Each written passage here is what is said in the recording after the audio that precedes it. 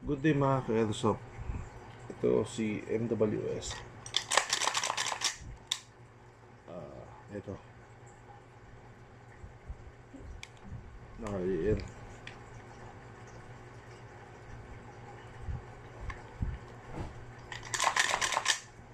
May 10 rounds. Check natin kung maglalak yung bolt carrier. Kung sakaling magwala na siya ng bala, naka-safe to. Safe. Kasayin ko siya. Bali, ito na. 10 shots. Open natin yung scope.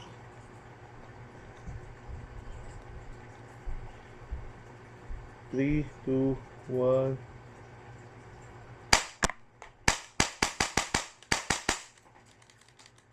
Nakatinaos na. Ayan o. Nag-lock po siya. Yan, nag-lock. Pag walang bala yan, nag-lock. Yun yung inaso sa kanya eh. O, ito. Lagyan ko siya ng 5 bala. Bali, itong setup ng MWS ko, ano na yan?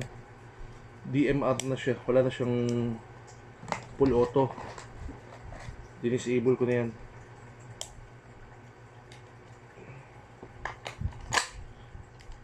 Ito, kasayin natin siya ulit full auto. Ayan, full auto yan Yan, ambient full auto. Ubusin ko bala Inisip ko full auto. Full auto yan.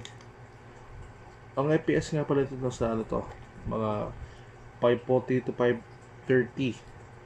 Kaya pag taglamig, maabot lang ito ng 520 o 510. Isa 500. Consistent naman. Yan ang lock. O, itry ko ito sa ibang magazine. Kahit yung long mag ko. Ito.